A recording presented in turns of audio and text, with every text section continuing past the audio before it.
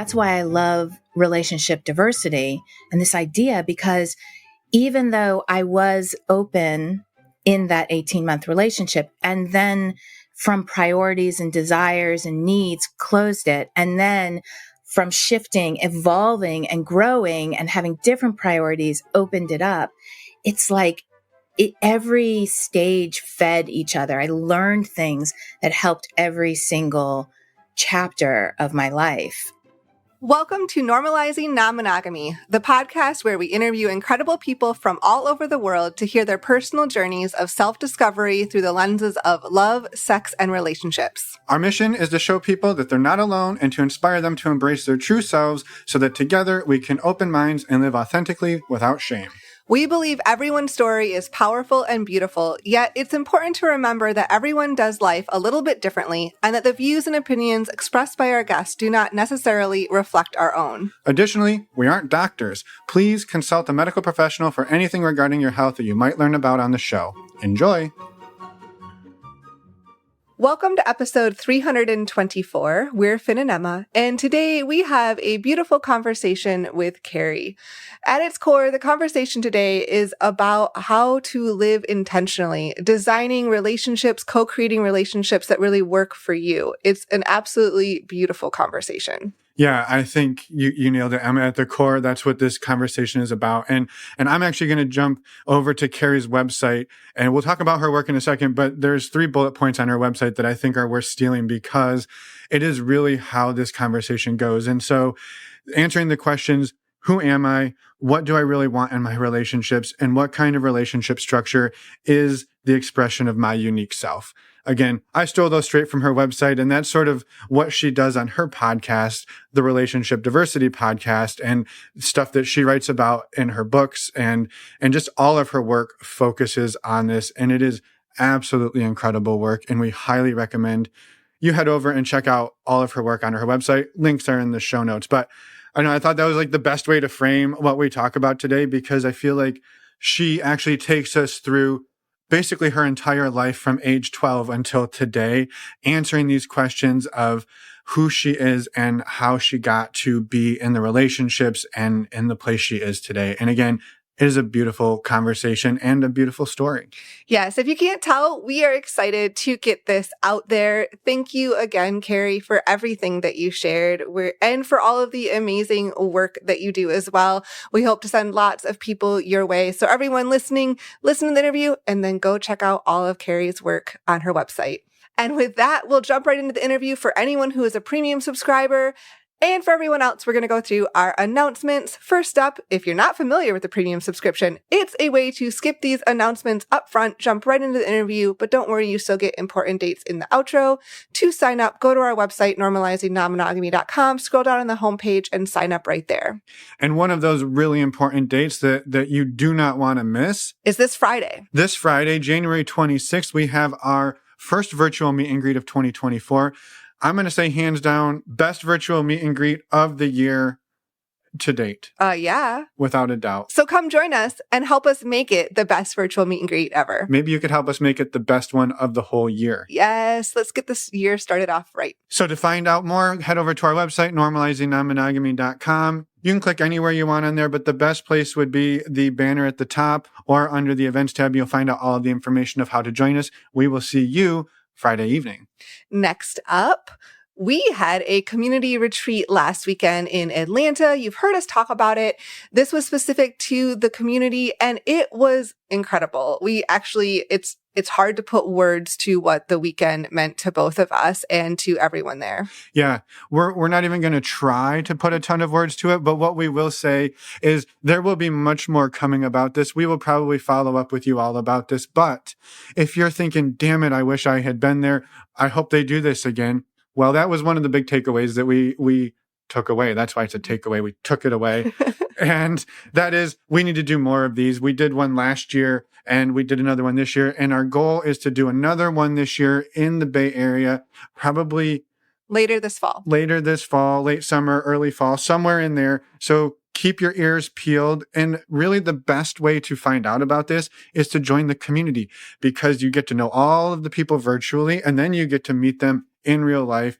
And I'm not even going to be humble. We blew people's minds. Yes. Or people's minds were blown. I don't know that we did it, but it was a group effort, And the community is only $5 a month to join. So join now, get to know everybody, and then you can come and meet people in person. And if you don't believe us that these people are amazing, the people who come, well, let me just tell you, one of those amazing people who was there was the person we're talking to in just a few minutes. That's true. Carrie was there, came with a partner, and absolutely amazing. So, yes. Yeah. I'm just going to rave one more time. It was amazing.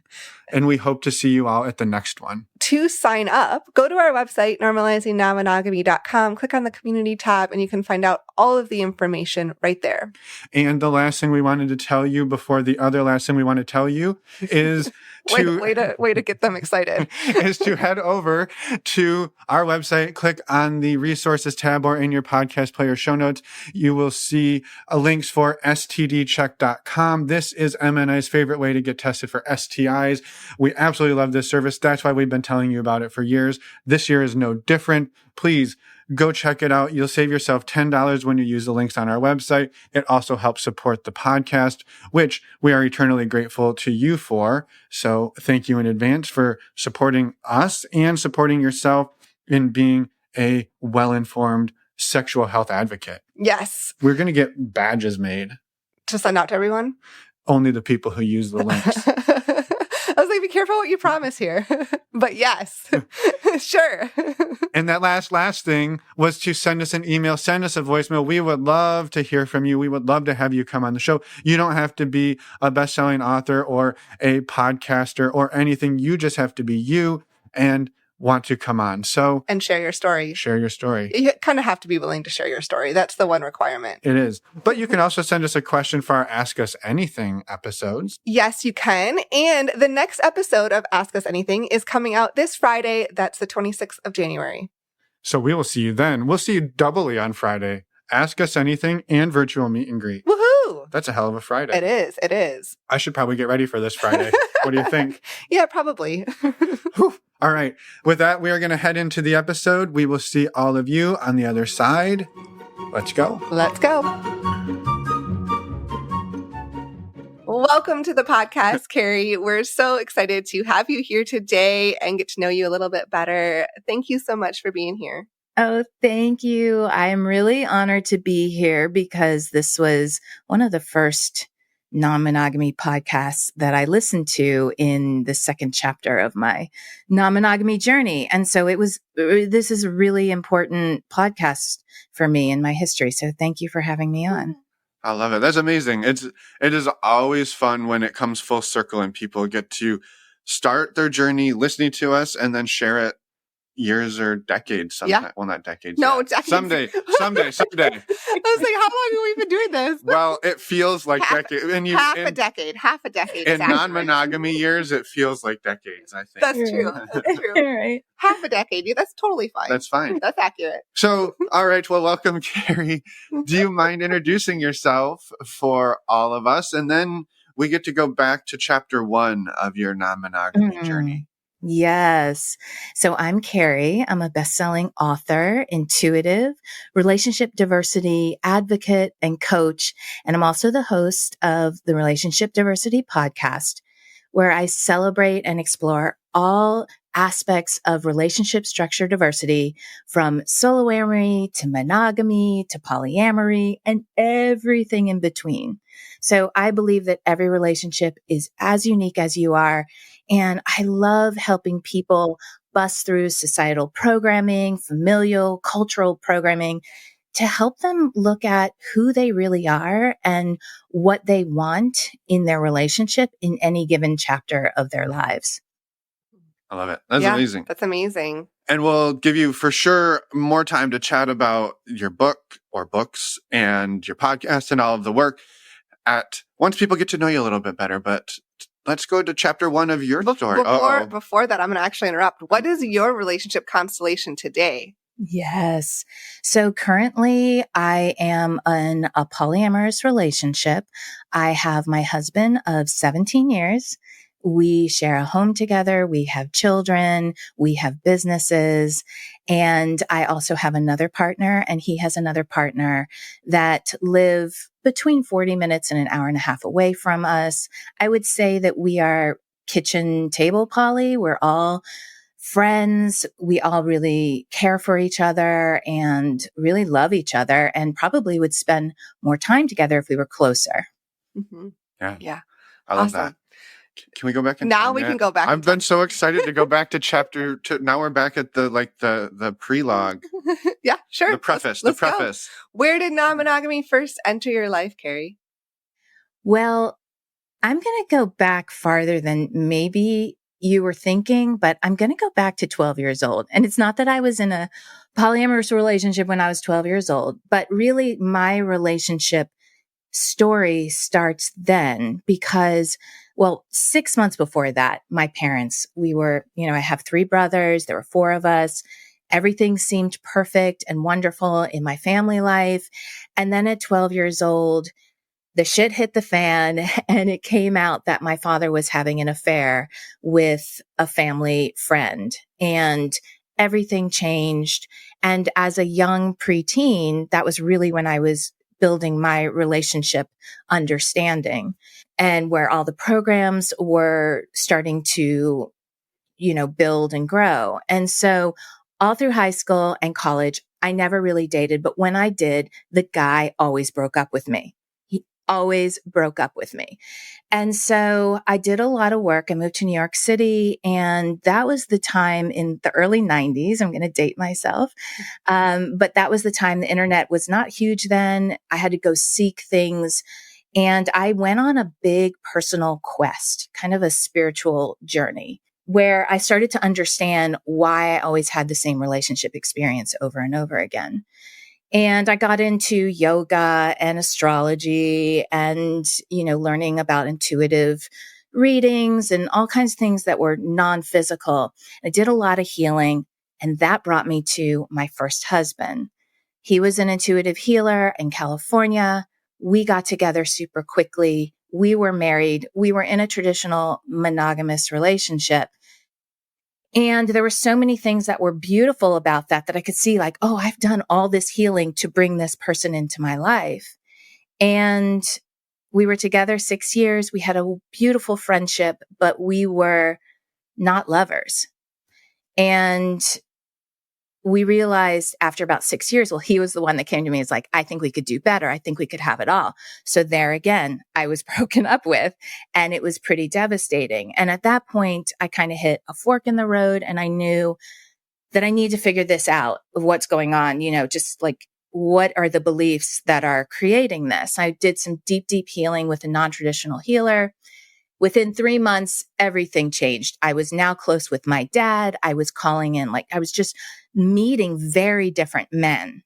That's the point where I met a man backstage at the show that I was directing. We fell pretty instantly for each other. We were both going through divorce. We were both kind of on this spiritual journey of understanding what led us to this life. He had confided in me that he had cheated on his wife for most of their marriage. Now, the me before the healing would have run a million miles away, but I decided that I actually wanted to rewrite my story. And so I said to him, I want to be in relationship with you, but we don't need to be exclusive. And this was in 2004. So I don't really even remember hearing about open relationship. I didn't really even know. I just knew that I wanted to take control of my story. I wanted to develop a relationship with him, but I didn't want lying. And that was my priority. So I said, you are fine to be with other women. Just tell me about it. And then I'm open to do the same. And so that was about an 18-month relationship. I learned a lot. It was really challenging. It was really, really challenging. I was with a few different men. He was with a few different women. After about 18 months, I reconnected with someone I had known in the company that I worked with. He had moved to where I was then, Las Vegas, and we fell in love. And that was okay, that relationship, I'm complete with that 18-month relationship, and it worked for him. He was having to move back to LA. And then my husband and I went into, well, the man, Lewis, who is now my husband, we went into a relationship.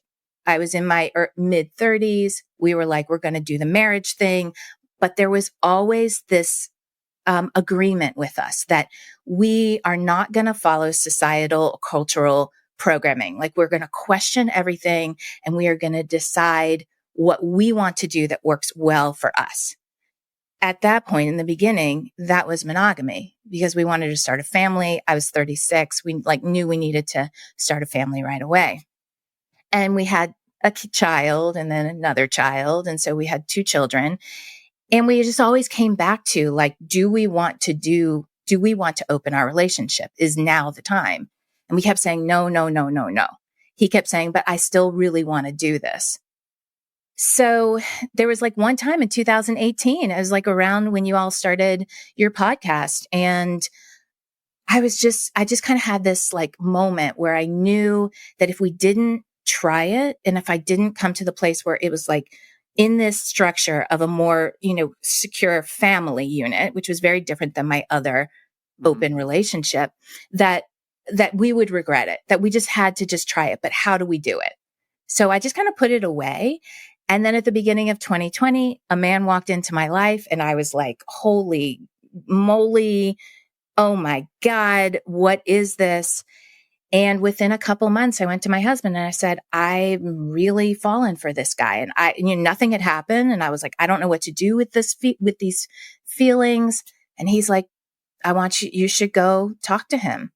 So that started that part of the relationship. And that was almost 4 years ago. Wow. Quite the journey. We have a million questions. Okay. I know that was long, but no, I love it. It was wonderfully said and shared. So yeah, I love that. I love that and we've heard this a handful of times where people are like, we're going to do this thing. We don't have a name for it. We don't have we didn't read any books. We're just going to do it. And I love that you and the first person you met that you kind of negotiated, you're like, look, the cheating. Yeah. Okay. That I don't want cheating, but I'm okay with the rest. And I think that's a huge hurdle. Like you said, you'd have gone running for the hills, but you obviously took that in a different way. Yeah, it was empowering. It really was. And again, like I said, it was a way of me rewriting my story and saying, I'm not that little 12-year-old girl anymore. I am a woman who has my own needs but I had to do that healing work before. And that was a real coming together with my father like I had never had before. And he said things that I wanted him to say to me when I was 12, 15, 20 years old. And when I did the internal healing, he didn't even know anything about it. It just shifted the dynamic. Mm-hmm. Yeah. Yeah. To see his infidelity in a different light. I think I had so much more perspective being married that I just could never have. I think my parents were put on pedestals like most parents are. And I just had no understanding about what a relationship, what goes into a marriage.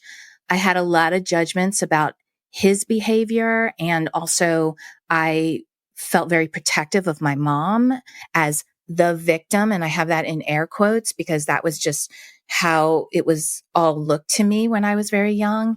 And so having gone through a marriage and understanding okay, even that was 6 years. And now my marriage here is almost, 17 years.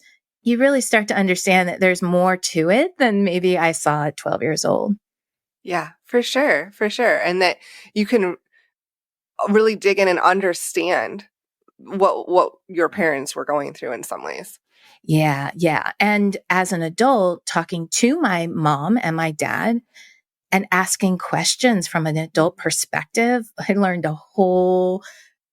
just so much about what I didn't know. Yeah. Yeah. Yeah.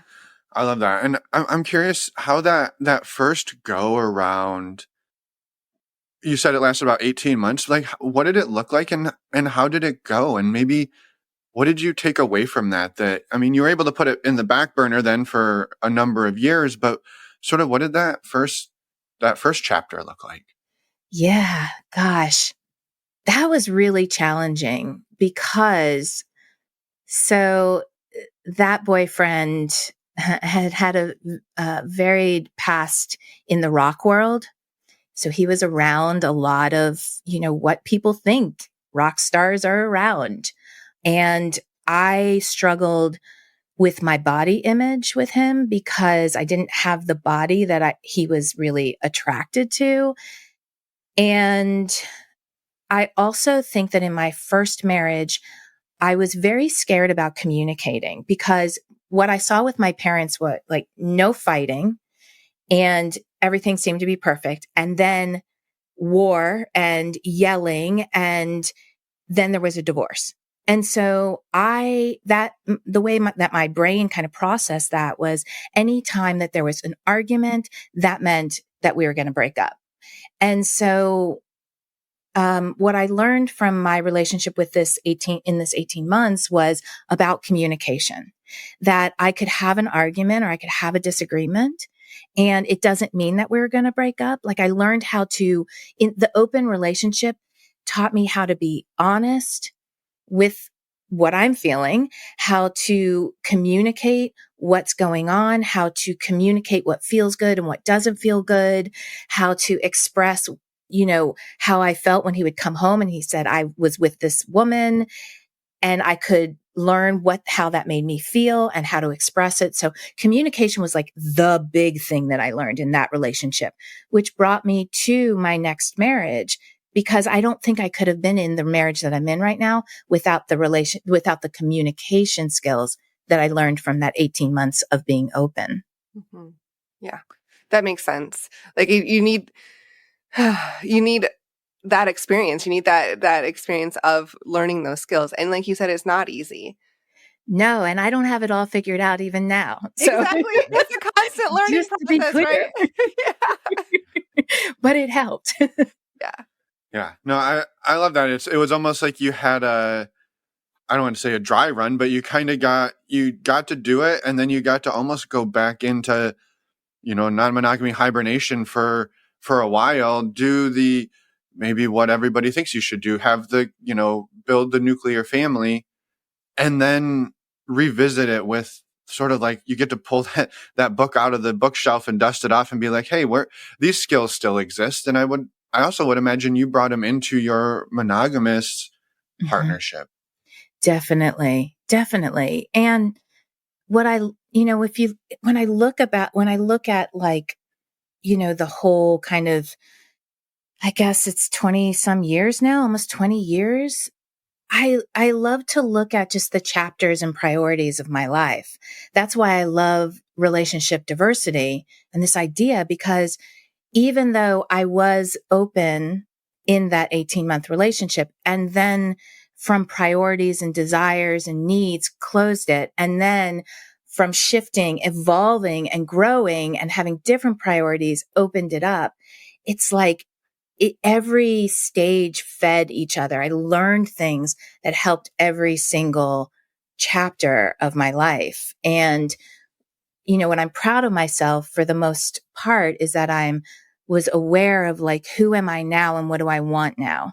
I had to be pushed a little bit. I really in my current marriage, I probably could have been monogamous and just made it work. But because like my husband really wanted to explore it because he had never had the experience, it has kind of pushed me to have like a wildly fulfilling relationship experience.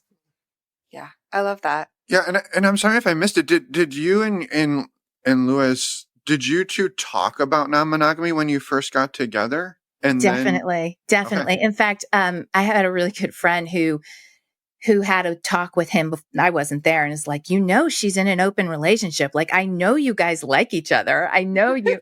and it's interesting because he and I had been in the same company. So we knew each other since 1998. But when he moved to Vegas in 2005 and I was, we kind of like reconnected, I swear he hugged me in his arms and it was like, okay, I know there's something here. And so in the first part, like I was still seeing the other guy And we would just go for walks for hours with my dogs in these Vegas huge dog parks and talk about non-monogamy and talk about relationships. And he had just gone through a divorce and it was really hard for him. And so we had so many deep conversations about like just wanting to do things our way. And we really felt like if we were to get together, that would include at some point, some kind of non-monogamy journey. Yeah. Yeah. That makes sense. Because you had said that you had decided you were not going to do things, the same way everybody else does. But I wasn't sure if he had knowledge or if, when you came to him, you're like, yeah, I'm interested in this other guy. He's like, oh, let's do non-monogamy. You're like, oh, well, that's a perfect match. Look at us. Right. He even was open to that in his first marriage and it just didn't work out. So it was something he really wanted to explore and, understand what that's all about. Mm-hmm. Yeah. But it sounds like too, I love that you two had those conversations before you even really defined your relationship, like in the very beginning, and had those deep, emotional conversations about all of that. Like, well, this is what I'd like, and this is where I'm at. And, but then you decided to really focus on your relationship and in some ways build that secure foundation with each other. And then, but each trust that eventually you'll have an opportunity to explore. Like that can be really hard to trust if like, no, I want it now.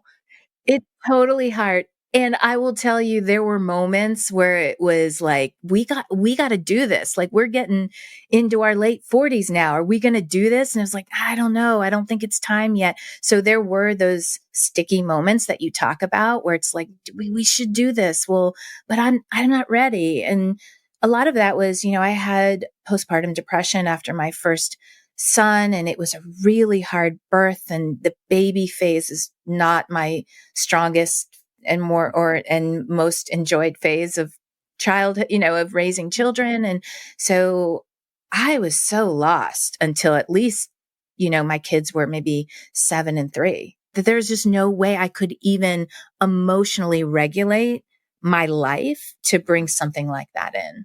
Yeah.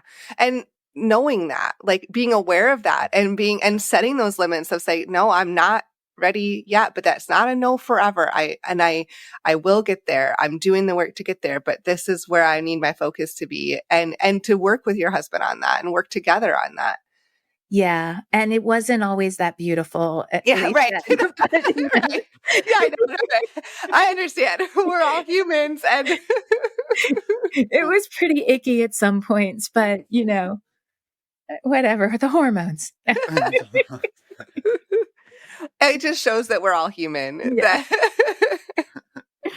Well, I mean, without digging into all of your dirty laundry, I'm curious, like some of the icky parts, did that? Because I mean, I'm trying to think about this gap from non-monogamy, monogamy back to non-monogamy. And this isn't to say that non-monogamy is better and you have to be striving for it. And you were more evolved and then you devolved for a while, but you were just in different phases. But I'm curious throughout that, did you feel that pull or did it come up from his side? Because it sounds like he was also sort of interested or quite interested in having some of these experiences. Or did it just really kind of go away for a while? I think it went away for a while because of time restriction, just time and emotional just bandwidth. Mm-hmm. My husband is pretty amazing in that he always wants to be learning and growing. So, he was working full-time at Blue Man Group. He was also getting his helicopter pilot's license and getting a Bachelor of Science degree. And, I was taking care of a very spirited little boy and also doing a coaching business and energy healing and massage as much as I could. And we were just like doing too much. It was just overloaded. So I think but we knew we always wanted to do it. So it was just kind of like in the background of like, when will be the right time? And it really had to do with, I think, where I was, because I just couldn't handle I just didn't feel like I had a life outside of raising kids. And I just couldn't, like, I didn't even feel sexy or like a woman. I just felt like a mom who was merely surviving and barely at that. Mhm. Yeah. Yeah. Yeah. Does not feel like the right time to try to open your marriage as well. No, I wouldn't well, it didn't work for us. I don't know. Maybe it might work for some people, but I'm sure that there are definitely people out there that I'm sure it works, but yeah. And so you come back home one day and you're like, hey, Yeah. there's this person I'm falling, or I've fallen. And Lewis is like, okay, let's do this. But those are great things to say. How did you two actually, what did it look like? Oh, it was so terrifying.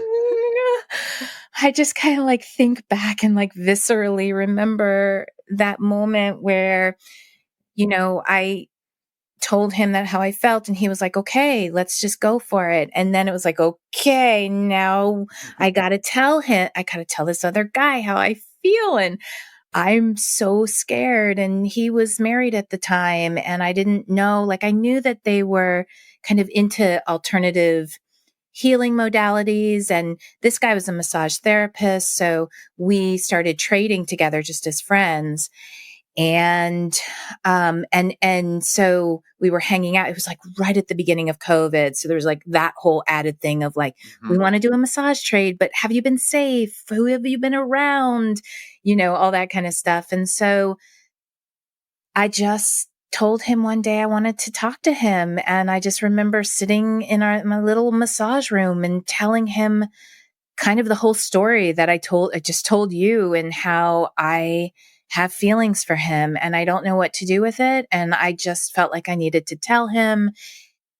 And he was, he had felt the same way.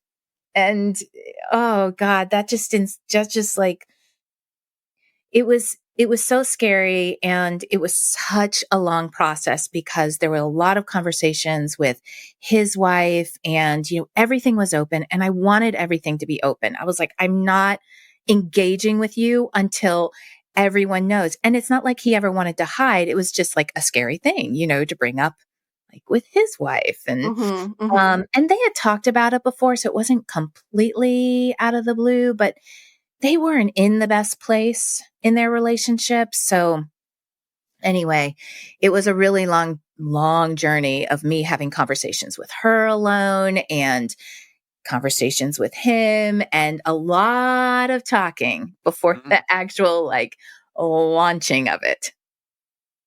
When you say a lot, are we like days, months? We're I'm just probably curious for people to talking, give a little perspective. That's all. yeah, we're probably talking 2 months maybe Yeah. Yeah. of continual conversation, and moments of, this isn't going to happen. Oh, wait, it might happen. This is not going to happen. Oh, wait, it might happen. And then, Lewis hadn't really met anyone. So there was like that dynamic as well. And COVID. And there's another dynamic. Oh, that little thing. Yeah. Yeah, which makes it even harder for Lewis to meet anybody too, for anybody to meet anybody. Definitely. And then, the kids were home. We were homeschooling, which was really hard for me. It's like, I absolutely love my kids, but they are better in school. And they would say that, and I would say that. And so there was a lot going on during that time. Yeah. Yeah, I love that. And I appreciate you sharing. Like, I asked about the timeline because I think there's, right. Some people are like, yeah, we talked for a long time. And then you're like, oh, well, how long was it? Oh, it was like 2 days. And you're like, whoa, okay, that's pretty fast.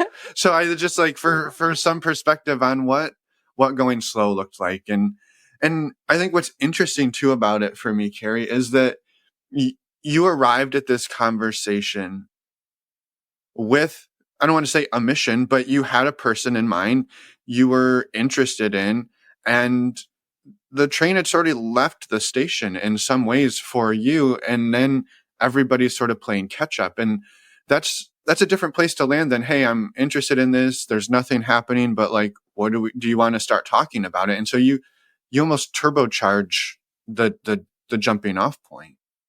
Yeah. It felt like that. And at the same time, it also, with all the conversations, it felt like it was moving slowly. Mhm. Like I would have conversations with his wife, like for 4 hours, 4 or 5 hours, where we would just talk through a lot because I wanted to honor her and honor their relationship. And again, I didn't want to do anything. Like I told her all the time, I want this to be an open thing. If this is not something that you can get to, then I have to just respect that and not move forward. But it just kind of kept moving forward slowly, slowly, slowly. And, she was questioning their relationship. And so was he, I think, to a certain extent that, they had been kind of in a tricky place for a little while. And I think that this actually catapulted them to really question what do they want and what's working and what's not working. Yeah. Mm-hmm. And so how did that go when you first, like, you did the first few months of talking, and then when you actually started the relationship, how did that go? Oh, Well, and I should say you had a relationship before. It just wasn't like you yeah. hadn't. I don't want to The rubber, downgrade. the rubber meets the road. Yeah, right. Yeah. That part was so hard, Emma. I have journals of just like so many times, going one step like, oh, we've kissed. Okay, come home, talk about it. How did that feel?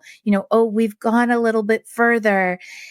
There was such a magnetism between me and my other partner that I cannot explain because it was very energetic. I'm an intuitive and I even felt things that I'm like, I don't even know what I'm feeling. And I didn't have, like, I was talking to him, the other guy, I was talking to him, but I wasn't like in continual contact with him every day because they were going through their thing. And so we would catch, conversations here and there in between times that we'd see each other. We'd see each other maybe every couple weeks, but I would feel these things like we're very psychically connected, which is perfect for our dynamic. And so there was a lot of like energy going on in my body that was very overwhelming.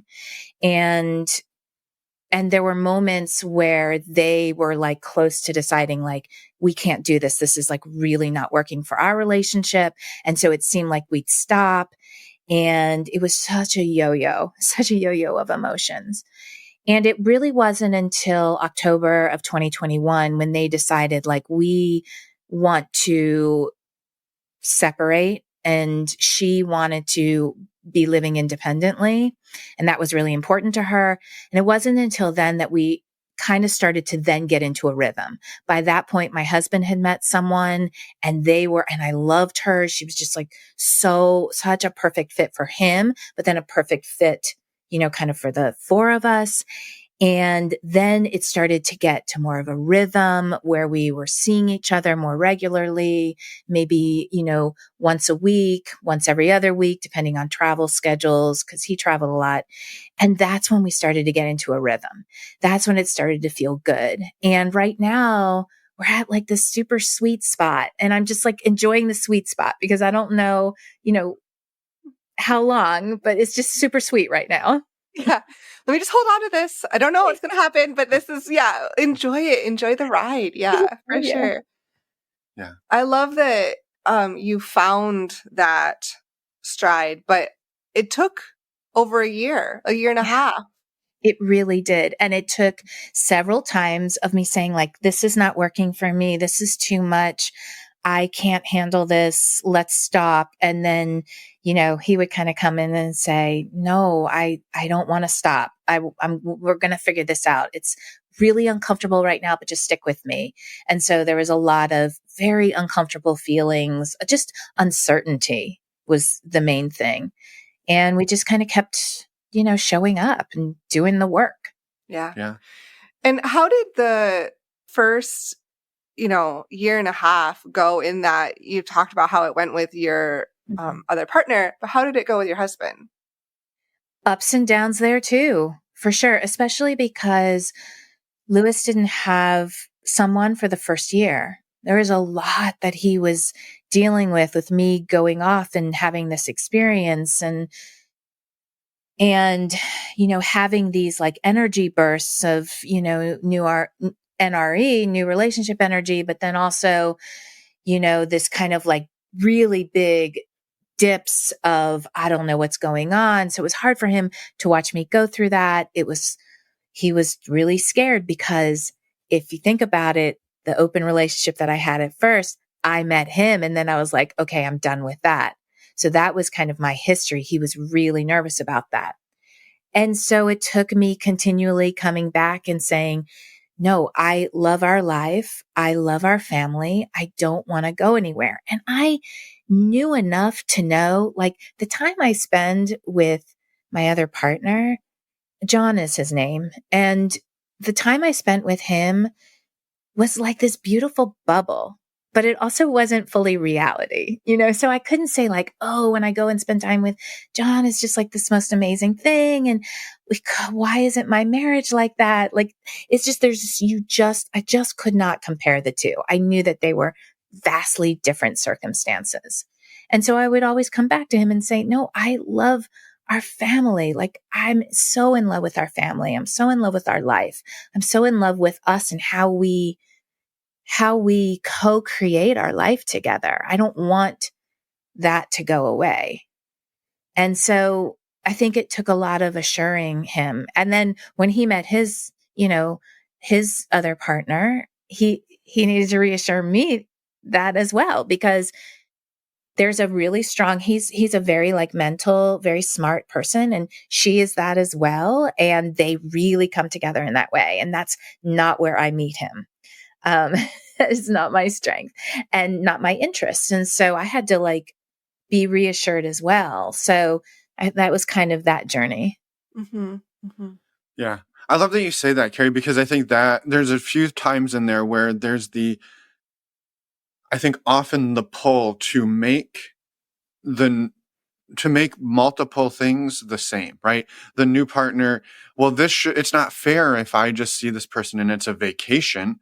Like, where we make these, I mean, we've done this, right? We say that like, well, we can't compare them. It's not fair. So we should be doing more of the hard stuff with other people, or we should bring more of the easy stuff in. And we need to make these two very different things look as close as possible. And I love that you were able to early on draw that distinction and say, this thing with John, like, it's amazing, it's deep, it's real. You're not saying it's fake, but it's definitely different. I'm not building a home. I'm not building a business. I'm not building a family. Right. And we don't have all of those, parts. Like, seriously, the amount of like, balls that we have in the air, Lewis and I, is pretty crazy. And our boys are like so important to us. And especially because like I've always wanted boys because I want to help to rewrite the, masculine narrative. Other they can be whatever identity that they want. They are currently, identifying as boys. And I really wanted to raise conscious, aware, compassionate boys into men that know how to communicate and, express feelings. And so we take a very active role in our children's lives. And then, I have my own business. He has his own business and we have a business together. There's just like crazy how I don't even know how we get to the end of the week. And most of the balls stay in the air. Yeah. So there's a lot. And, I think we do a really good job of it, I would say. Yeah. Yeah. Well, I love that. And I love that it too, right? It also can come up easily that we need to be the same well, you connect with your other partner intellectually, and I'm going to make things up that I don't know, but right. You're like, well, you two always play Scrabble together. We've never played Scrabble. It's like, you hate Scrabble. You don't even Right. like words. So why would we do that? Well, you're doing it with her, so we should do it together. And so there's that draw to like match. The quid pro quo is so strong when you're coming up against lots of these feelings of, whatever, jealousy, insecurity. And I think too, to square them up with your experience of every partner's ever left that I've ever had has left me. So it feels like, of course, that would be injected in there, that draw, that fear. Yeah. And, I think one of the things that helped me with what you were saying about, this like quid pro quo, like if you like my husband's, dream vacation, one of his dream vacations is like going to London and going to a museum and spending days there and reading all the plaques. And I'm just like, that would be really hard for me. And his other partner is like, oh my God, you're like, that's my dream, vacation too. And I could look at that and say, well, now I feel less than because I'm not able to show up in his life in that way. Or what has helped me is to say, but how do I show up? That is like so uniquely me. That really works with our relationship. That is something maybe he doesn't get from his other partner. And if I can know what that is, acknowledge and really embrace that, then I find my place in his life. And that really helps me feel not like inadequate in some areas. It just helps me feel like we have this place where we show up and make our unique relationship. And then they can have their unique relationship. And then I can say, I am so excited that you have someone to go to the museum for 3 days and read all the plaques with. Like, I am so glad. And that's not me. I don't have to be that person. And that's like, yay. Yeah. Yeah. I love that you say that. And I think what is amazing about the open relating is that you can still choose to go, right? You could be like, well, I don't really like museums. I don't really want to sit and read all the plaques, but I want to go because I want to be in that with you. Or you can say, well, hey, I don't necessarily want to do all those things.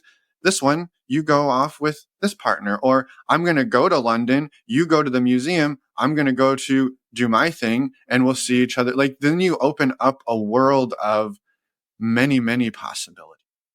Exactly. And I think that also creates a more fulfilling life. It's like, it would be okay if he went by himself or I went with him, but like, can we bring even more pleasure and more fulfillment into our lives?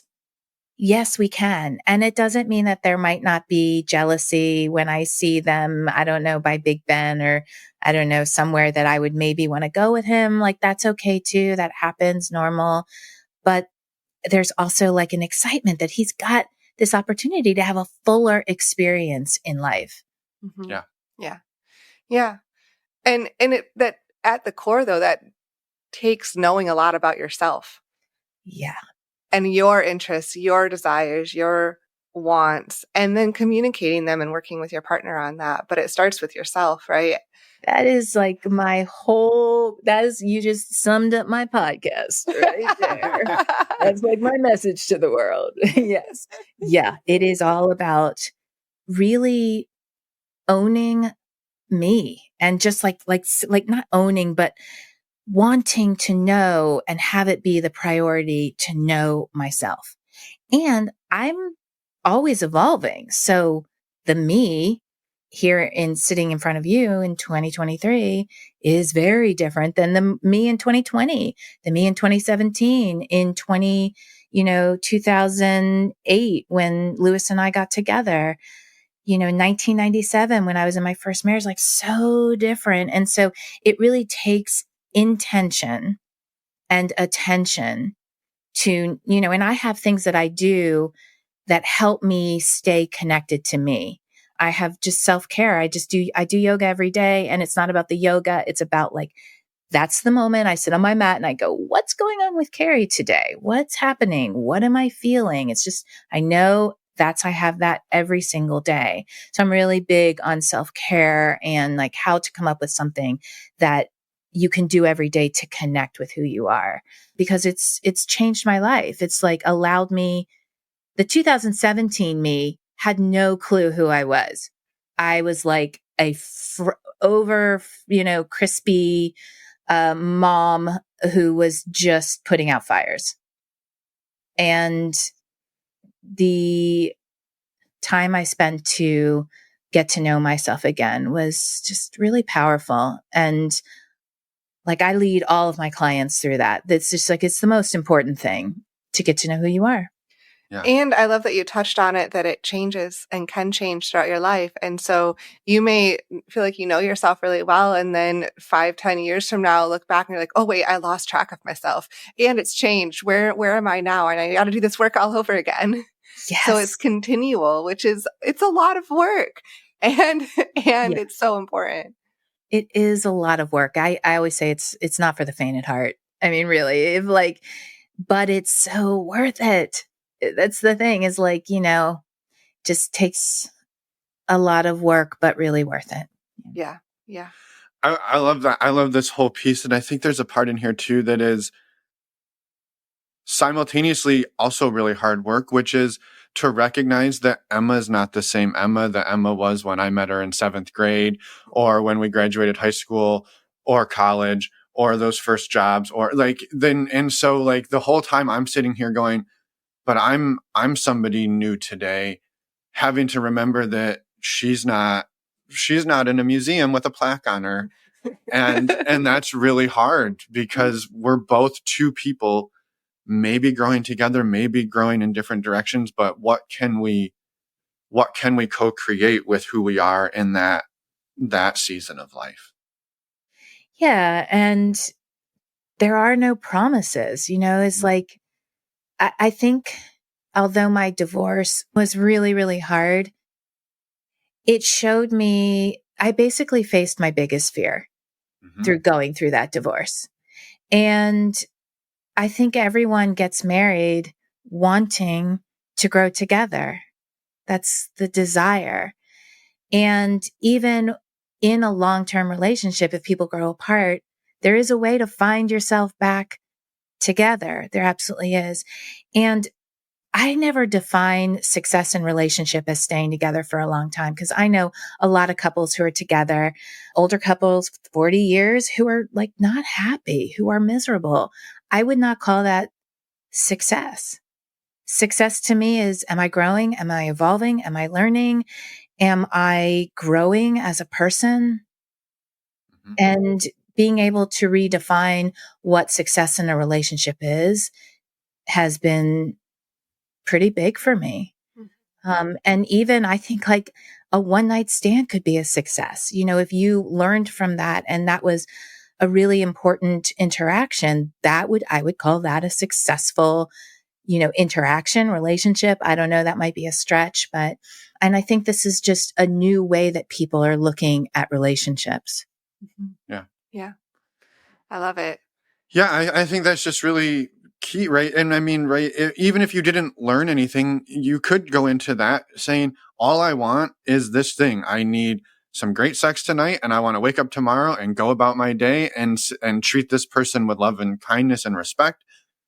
Like that's a success, right? If two people had a Yes. great evening together and said, have a great life, we'll never talk again, but thanks for the awesome hookup. Yeah, Everybody seems to win. Mm-hmm. absolutely. I Yeah. agree 100%. Yeah. And maybe that goes into the talking a little bit about the work that you do. And then we have a couple of more questions too, but I'd love to dive in and hear a little bit more about that. And as we've been talking about it. Yeah. Well, it was, I work with relationship diversity, and why relationship diversity is so important to me is kind of like I said, is just, I saw myself go through all of these different structures, but even beyond the structures, even like beyond, non-monogamy, polyamory, open relationships, monogamy, and solo amory, which I like better than, I'm a single person, although there's, there's a lot of stigmatizing of single, which is a very important and great relationship structure choice. Mm-hmm. Is that there's just like all of these like areas, these really colors, these beautiful like spectrum of colors in between it, that when you know yourself, you can say, well, monogamy feels really good for me, but I also really need and love time on my own. So I actually want to live in a separate place. I want to live in a separate apartment. I love our relationship. I want to be monogamous, but I want to bring aspects of solo amory into our monogamous relationship. Same can be said of, aspects of non-monogamy into monogamy. It's just like no two people are the same. So I've had such a different past than you guys. I've had such a different past than even Lewis or John and anyone down the street. And so if like a unique person plus a unique person is going to equal a unique relationship. So let's just like let all of the shoulds go and learn how to design the relationship that is in most alignment with you. So that's a lot of what I talk about, but it starts from getting to know yourself, to know what you want, and then learning how to communicate it. And so I have my podcast. I started in 2022, September of 2022. And that's just been such a creative outlet for me. And I just love connecting with people and do some coaching here and there. But my theater roots, is all about like creativity. I just want to like be creating things. I like creating meaningful content. And so I'm going to be venturing onto YouTube this year. And you and I have talked about that a little bit. I don't know. I'm going to do it. I'm going to bring like a video component to my podcast and hopefully be able to engage with people a little bit more, answer questions, and, engage with people to help them really just release all those societal expectations and do what they want to do that's in most alignment with who they are. Mm-hmm. Mm-hmm. I love it. Yeah, I love that. I think one of the things that I love about these conversations is you say something like, well, maybe it makes sense for two people to not live together. And I think that immediately, if you were to tell somebody that, yeah, my wife and I, we don't live in the same house, like, what? Oh, you must not, they're not very close, right? You immediately draw assumptions versus like, what if the thing that was actually driving a wedge between us was the fact that we shared a roof or shared a bed or name the thing that we share that we just don't share very well. And we're like, let's remove that pain point and see what happens to our relationship. Yes.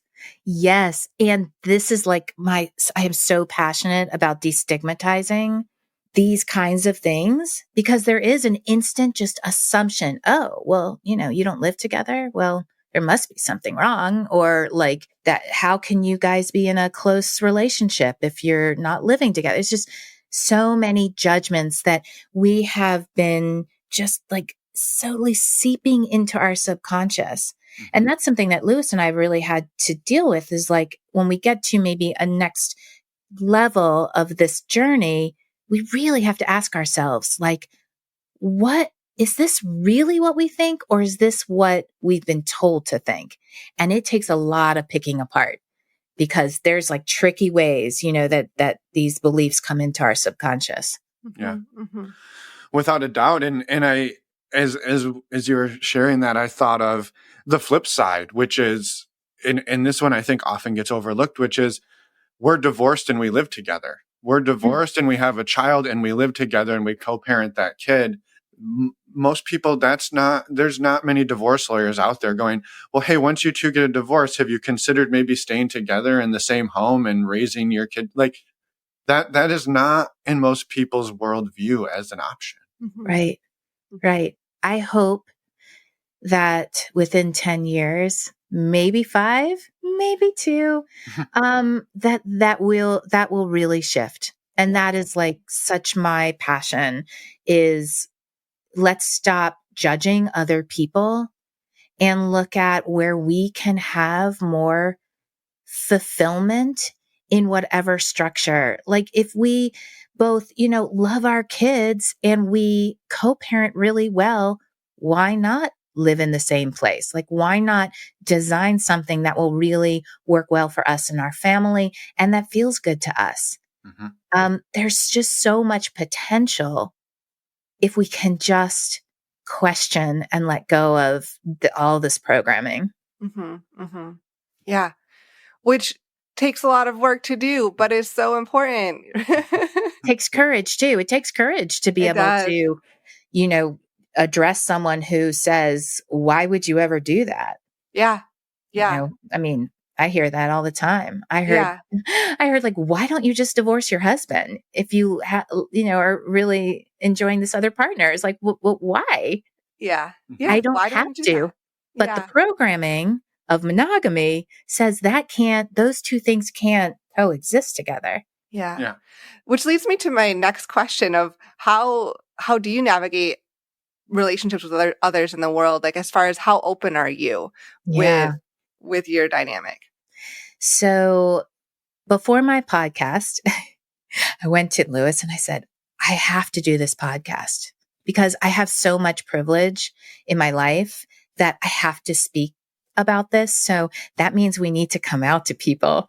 And we were like, oh shit. Okay. So we came out to our parents. We came out to our siblings. We came out to our children. We came out to our very good friends and a few other people. We live in a very small town. I'm not necessarily out, but we're not necessarily in. I mean, I guess anyone could listen to anything that I talk about. No, but definitely not something I would go down the streets of my small town, in our little polycule. I don't necessarily feel comfortable with that. And a lot of it is, I want my kids to feel safe in their environment as well. So the cool thing is that all the important people in my life and in our lives were so accepting and loving.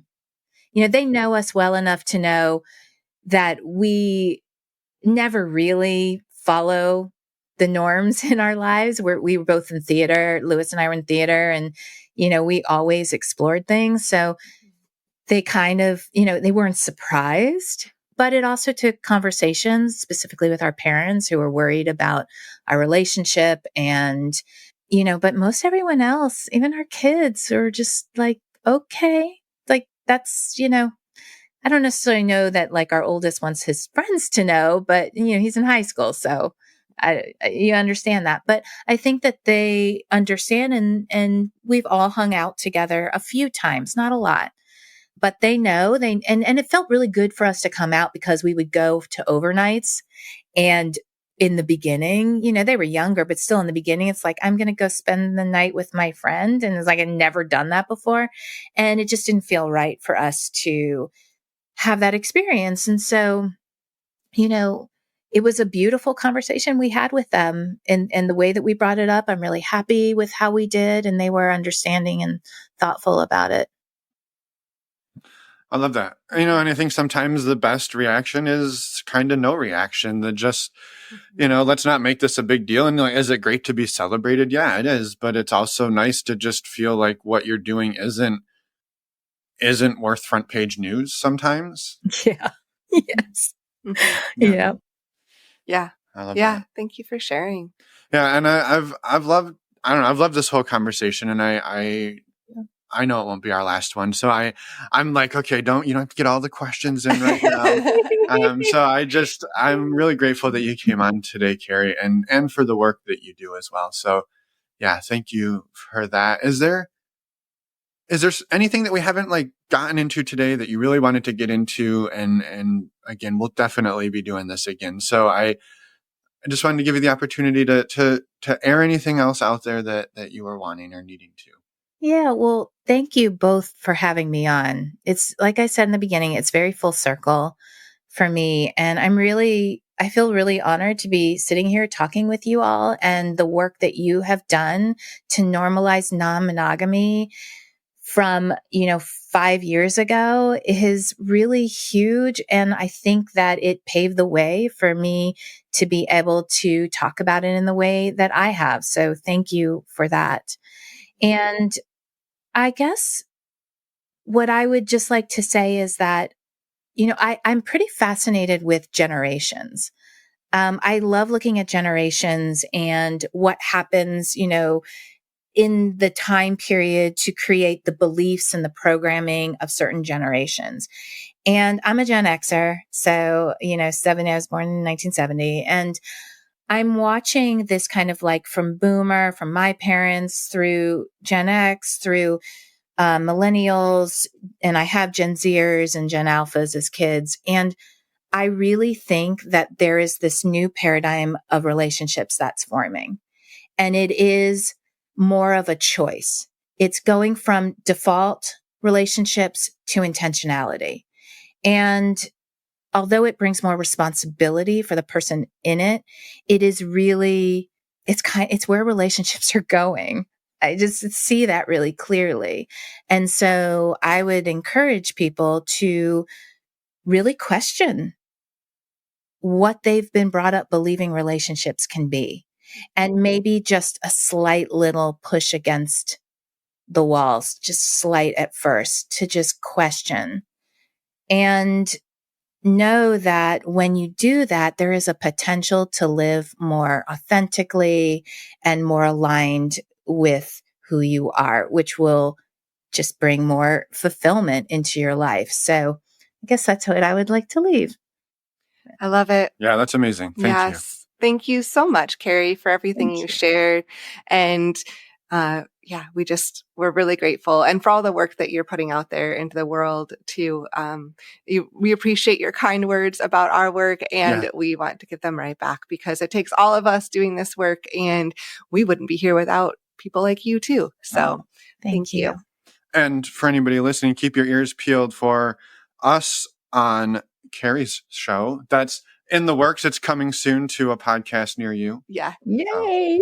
Love it.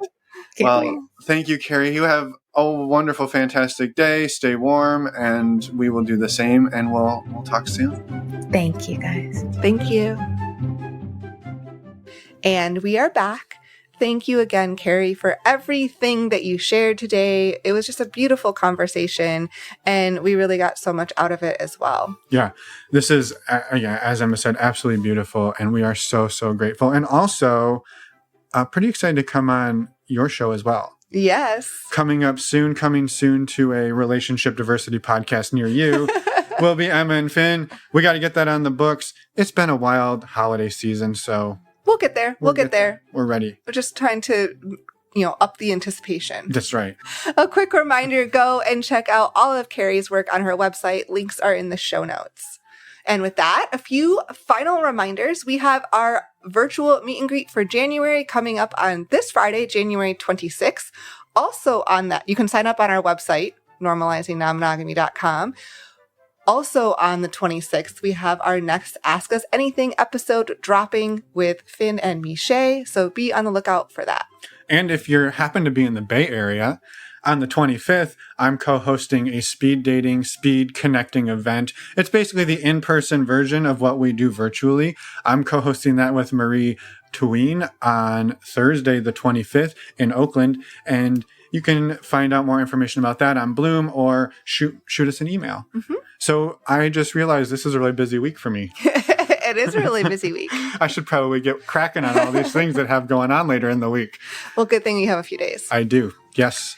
Next week, we also have an interview with Jess and Tyler. Come back and listen as well then.